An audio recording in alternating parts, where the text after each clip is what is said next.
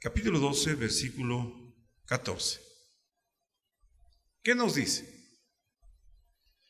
Nos dice: seguid la paz con todos y la santidad sin la cual nadie. Seguid la paz con todos y la santidad sin la cual nadie. ¿Qué dice? Nadie verá a Dios. A mi hermano David, por haber dado una respuesta exacta, hágame el favor y le entrega este presente con todo mi cariño.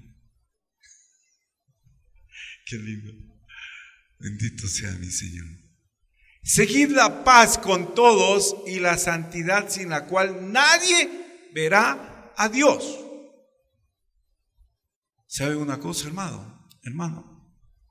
Yo sí creo que definitivamente cuando vayamos a la eternidad, los que alcancemos la eternidad, uno de los problemas gravitacionales que vamos a tener en ese entonces es que o le vamos a ver la cara al enemigo, que siempre está haciendo sus fechorías para con nosotros, o le vamos a ver la cara a Dios.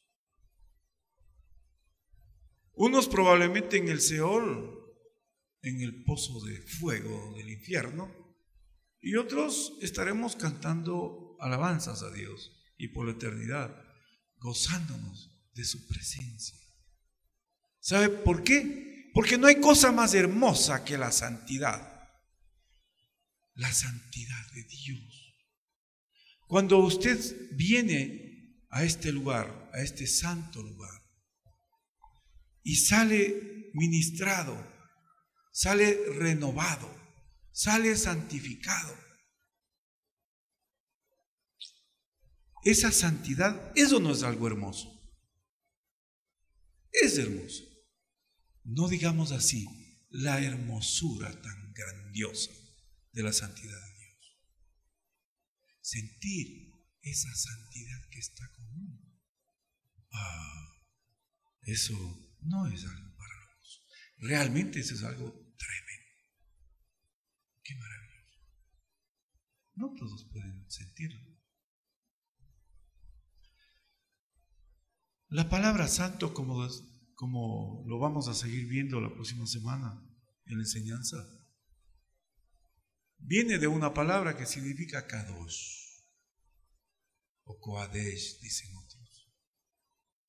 Yo no soy un lingüista ni soy un semántico estudioso de la lengua. Tengo que regirme a las fuentes que nos proveen los recursos con los que contamos. Pero lo que hemos podido ver y coincidimos, esto sí, es de que santidad significa separado para Dios, separado para Dios. Y ya estamos viendo que sin santidad nadie verá a Dios. Cuando seamos redimidos, cuando estemos allá en el juicio final, ahí vamos a vernos. A lo mejor o vamos a perder la memoria y no nos vamos a encontrar, pero en la eternidad ahí vamos a ver, decía, a lo que me quería referir, es que unos vamos a ver al Señor y otros no vamos a poder ver al Señor. Y de seguro tendremos que verle la cara al que sabemos, que no lo voy a mencionar. Esta palabra santo significa consagrar. Consagración significa santidad. Santidad es la perfecta moral. Santidad no es otra cosa que la no corrupción, la incorrupción. Tiene que ser incorruptible, que no haya nada ni nadie que le pueda señalar con el dedo o tildar por nada. Eso es ser santo, puro. No se trata de un problema de purismo, meramente hablando. No, la filosofía griega hablaba de los puristas y de los moralistas. Nosotros no nos vamos a comparar ni con griegos ni con troyanos, Simplemente vamos a ser santos porque Dios quiere que seamos santos. Y Él escogió y nos separó y nos extrajo del mundo profano para que seamos o fuéramos santos como es Él, porque fuimos creados a su imagen y semejanza. Creemos normalmente que la santidad es algo angelical y que solamente los ángeles. Creemos que es algo místico o sobrenatural, que es algo que está fuera de la vida ordinaria, que lo santo es solo para los seres sobrenaturales o para los privilegiados, los elegidos, los grandes elegidos o los grandes escogidos. Es así. La santidad es para todos. La santidad es una condición sine qua non establecida para todos. Es una experiencia, la santidad, una experiencia de victoria, de gloria en gloria, a cada momento, que en la vida práctica te permite que vayas venciendo al pecado y cada día siendo más perfecto, porque Dios busca seres perfectos. Él quiere que nos hagamos perfectos. No nosotros mismos nos vamos a lograr hacer perfectos, pero Él sí nos va a hacer perfectos en algún momento, y para eso es que tenemos que pulirnos. El tema es que somos perfectibles. No somos imperfectibles, somos perfectibles, totalmente perfectibles. Hay gente que cree que no somos perfectibles. Hay otros que creen que ya son perfectos y que no necesitan nada. Y se creen tan perfectos que dicen, no, Dios no existe, la justicia de Dios es así, asado y cocinado. Majaderos, ignaros, legos, ciegos, ignaros. La vida sin la práctica de la santidad, debo decirles, amados, es no estar preparados para la segunda venida de Jesús. ¿Aló? ¿Hay alguien que diga amén? La vida sin santidad es no estar preparados para la segunda venida de Jesús. Así de simple. Tenemos que estar preparados. Solo Dios es santo y es santo en sí mismo. ¿Cómo es esto? Veamos a la luz de la palabra en Isaías 6:3 lo que nos dice. Lo que nos dice la palabra de Dios. Ayúdame, por favor, mijita. Y el uno al otro daba voces diciendo, santo, santo, santo, Jehová de los ejércitos. Vemos todo el texto. Isaías 6:3. Vamos a ver si yo tengo el texto primero. ¿Lo logró? Isaías 6:3. Y el uno al otro daba voces diciendo, santo, santo, santo, Jehová de los ejércitos, toda la tierra está llena de tu gloria. Gloria, qué lindo suena, la gloria de Dios, toda la tierra. Y así es, la gloria de Dios precisamente radica en su santidad. Qué cosa para preciosa. Saltémonos a primera de Pedro, capítulo 1, versículos 15 y 16. Primera de Pedro.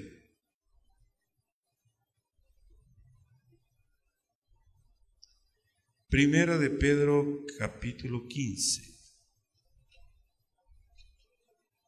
Por favor.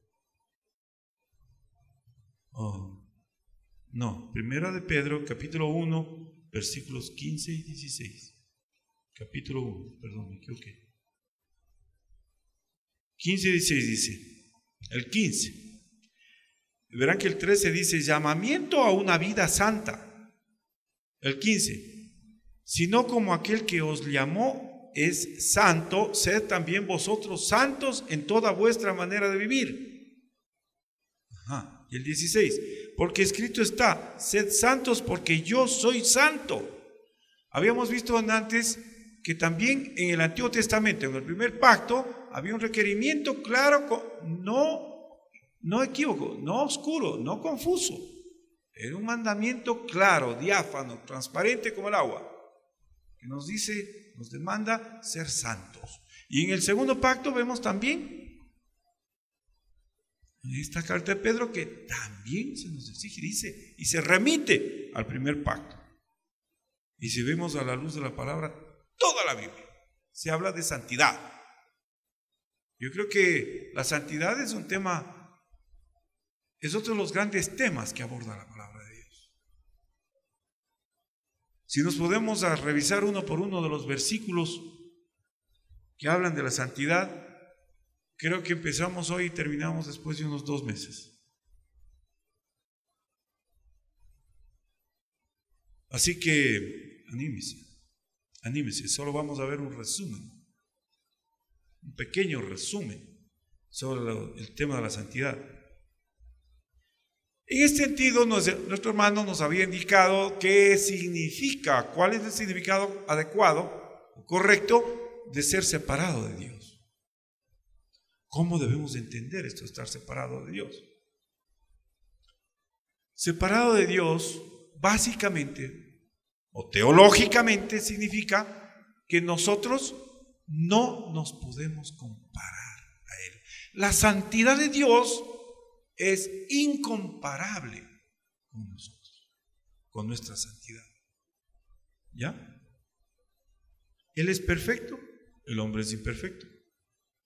Dios es divino, el hombre es humano. Él es perfecto moralmente y el hombre es pecaminoso. Este atributo de la santidad, amados, este atributo de la santidad no permite que nosotros seamos o nos sintamos compañeros de Dios.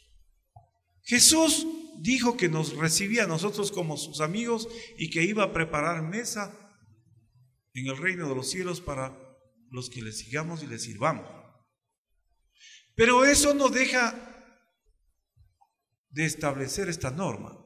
Esta norma implica que no somos iguales, somos desiguales. No podemos sentirnos iguales. Y uno de los grandes errores de la humanidad es precisamente ese: creerse que pueden ser iguales o superiores a Dios. Algunos se creen superiores y se afirman y se afirman de que incluso descienden del mono. Bueno, se ha de ser para algunos.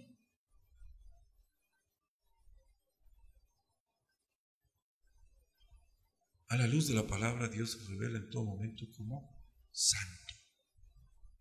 Dios es santo. ¿Y el hombre santifica a Dios cuándo? ¿Cuándo santifica a Dios? Cuando le honra, cuando le reverencia,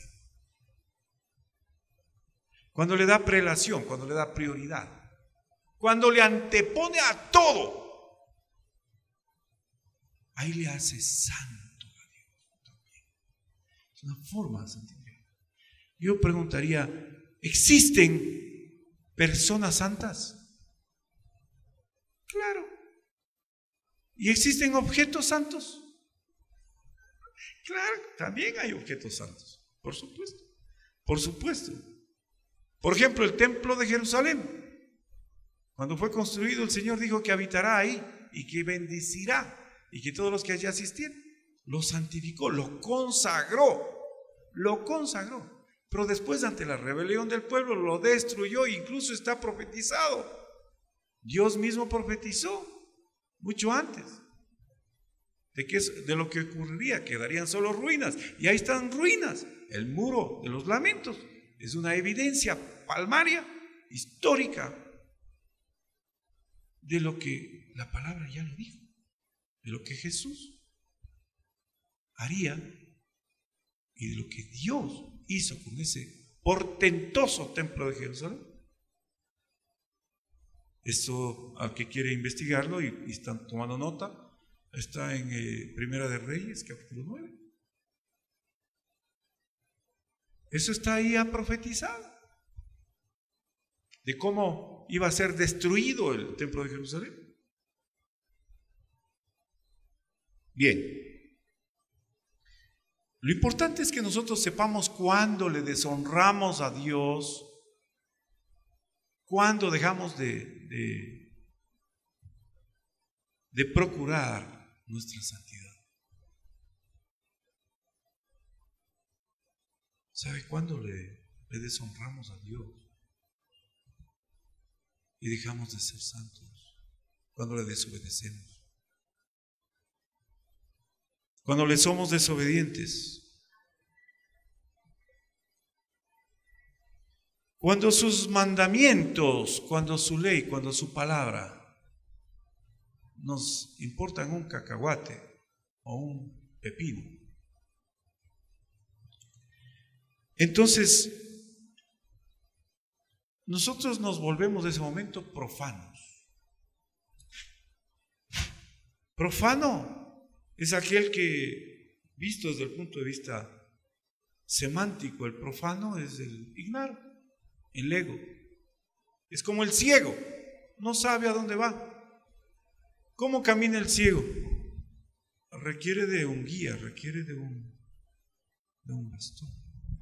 Y la palabra habla de que si un ciego guía a otro ciego, los dos van a dar al hueco. ¿Sí o no? Por supuesto. Entonces el problema es que nosotros no debemos ser profanos, porque el profano es desobediente, es ignorante, es altanero, es alevoso, es altivo. Tiene la nariz altísima.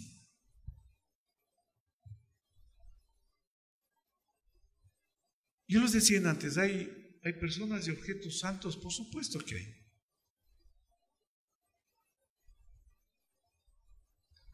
El pecado separa al hombre de Dios y esto es la segunda muerte.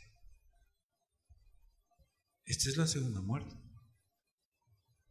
Dios hizo, ustedes conocen, un primero y segundo pacto. Para los que están tomando nota,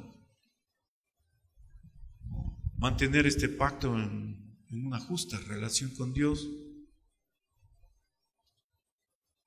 eso sí te convierte en compañero de Dios, en compañero de Jesús, en amigo de Jesús.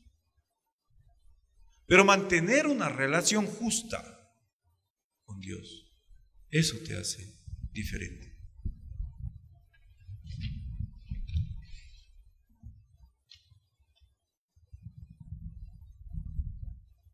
Tener compañerismo con Dios significa ¿qué cosa? Significa la vida. Significa la vida y la vida en abundancia. Desde el principio hasta el fin de los días.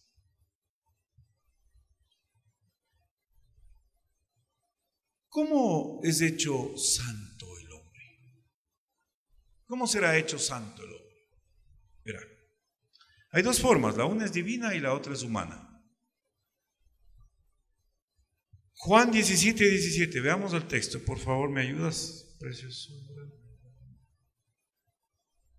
Juan 17:17.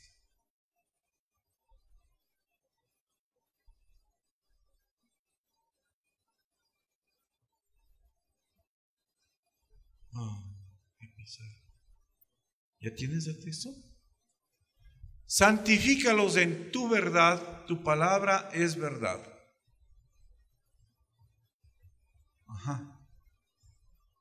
Santifícalos en tu verdad, tu palabra es verdad. Vamos corriendo a 2 Corintios 3:18. 2 Corintios 3:18. Dice, somos transformados de gloria en gloria en la misma imagen como por el Espíritu del Señor. Fíjese. 2 Corintios 3:18. Ya.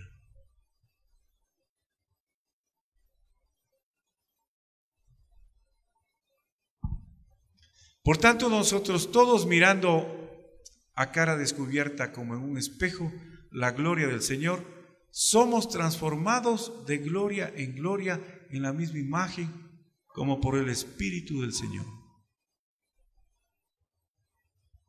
¿Estamos? Y por último, Primera de Tesalonicenses 5:23.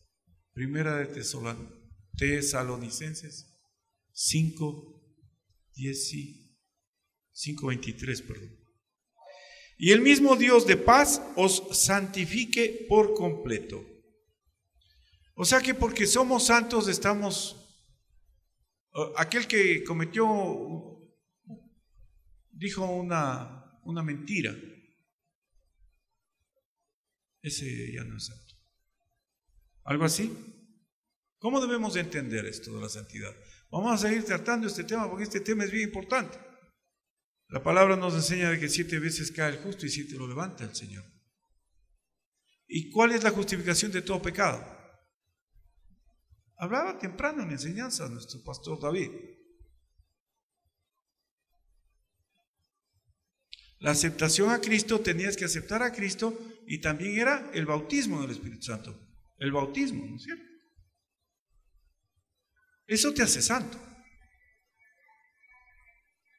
Confesar que le recibes a Cristo en tu corazón, en tu mente, en tu alma, en tu cuerpo, y mantener tu cuerpo, tu alma, tu espíritu en santidad, eso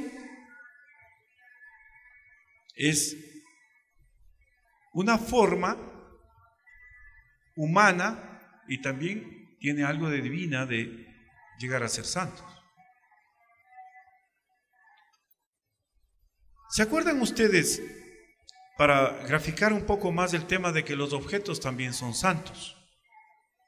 ¿Se acuerdan cuando el pasaje aquel, cuando Moisés caminaba por esos lugares áridos y muy ariscos, con sus ovejas, cuando estuvo 40 años huyendo en el desierto? La zarza ardiente, exactamente. Ya no le voy a dar otro reconocimiento porque ya no cabe darle 2.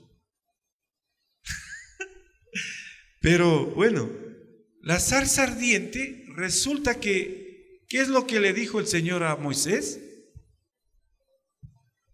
El lugar que pisas santo es, quítate las sandalias. ¿Y qué tuvo que hacer? Entonces, los objetos también son santos.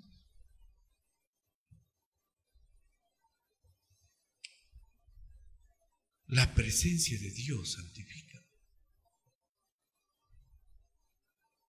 La obra de santificación empieza ¿cuándo? Cuando empiezas a oír el Evangelio, cuando empiezas a leer el Evangelio, cuando empiezas a buscar de Dios, cuando empiezas a compartir el Evangelio, cuando empiezas a predicar el Evangelio. Pero ahí tenemos 3 fases.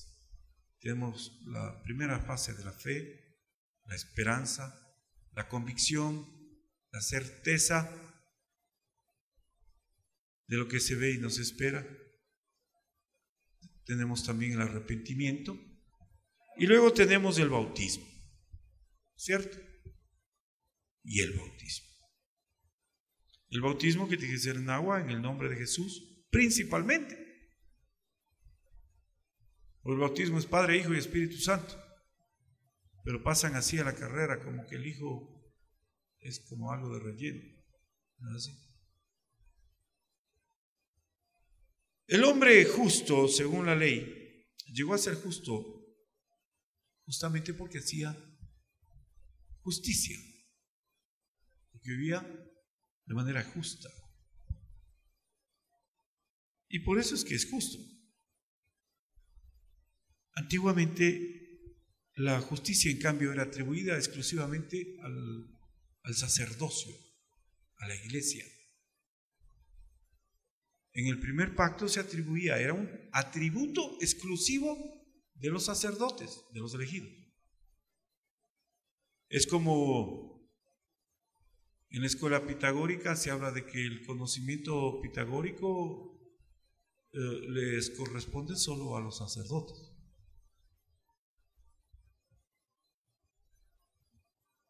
Y no es así. En el Nuevo Testamento la justicia, en cambio, es atribuida por el poder y el obrar del Espíritu Santo en toda su iglesia. ¿Estamos? En cuanto a la salvación del creyente, el hombre es hecho perfecto tan pronto como nazca en el Espíritu. Porque todo lo que hace Jesús es perfecto. Fíjense en mi caso, precisamente a mí, yo me asusté, me daba susto, me daba temor y temblor de coger el micrófono y ponerme detrás de un púlpito, porque después de la vida pecaminosa y llena de vergüenza que yo he tenido, estar yo ahora detrás de un púlpito para mí era algo escandaloso. Pero la palabra dice: a lo vil e inmundo, para vergüenza de los entendidos, a lo vil, a lo bajo, a lo inmundo. Bendito sea mi Dios que me levantó y yo no he sido desobediente. Y desde aquel día estamos en ese camino de la santidad, que es un largo trecho, es un largo trecho. Pero con Cristo todo se puede. La misma palabra lo dice: porque todo lo puedo en Cristo que me fortalece. Entonces es increíble, cosas que yo jamás, cosas impensadas por mí jamás, se han hecho realidad. No es que yo me crea santo, pero estoy en ese camino y de hace muchísimos años. Y es increíble que haya podido hacer cosas como las que se han presentado en mi vida. Pero todo ha sido gracias a Jesús. Jesús obra, porque Jesús es perfecto y Él hace su obra de manera perfecta. Y la obra que el Señor inició en mí no va a parar hasta el día que me muera, porque Él tiene que hacer su obra perfecta. Y cada día me hará mejor, más sumiso, más humilde, más dócil y más firme también, si es que es necesario, y más fuerte.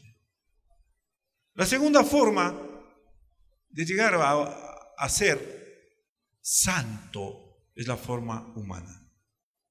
Y esta forma humana tiene dos subdivisiones. La una es cuando tú te acercas a Jesús, te entregas al Señor y te consagras y te separas del mundo. Te acercas a Jesús, haces la oración de fe, te apartas del mundo y le sirves a Jesús. La forma humana de hacerte santo. Y esa es una obra vivificante que recibe la influencia de Jesús en tu vida.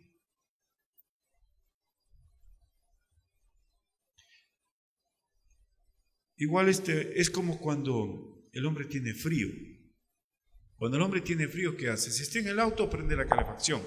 Si estás en la casa y tienes frío, entonces traes un calefactor. O prendes fuego y te juntas al fuego y pones tus manos en el fuego y te calientas. En Estados Unidos, cuando hay mucho frío, generalmente en hay unas latas donde ponen la basura incluso, o las tapas, y en los basureros de metal prenden fuego. Y está nevando, el frío muy intenso, y la gente está alrededor del fuego calentándose los dedos. Otros fuman, otros toman, pero la mayor parte se acerca al fuego. Así funciona acá también. Acá también funciona de esa manera. El hombre se hace santo cuando se acerca al fuego. Aquí está el fuego, el poder del Espíritu Santo y de nuestro Señor Jesucristo. ¿Hay alguien que diga amén? Esta entrega, esta oración de fe, tiene que ver también con el tema de la salvación, que no es el tema de este sermón, que lo haremos en otro momento.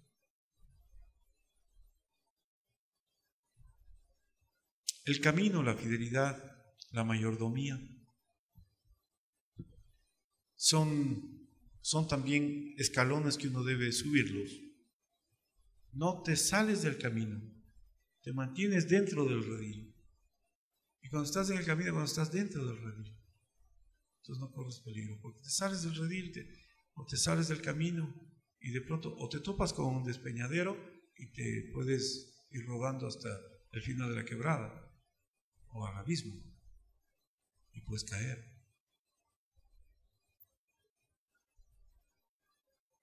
O en el tema de la fidelidad es igual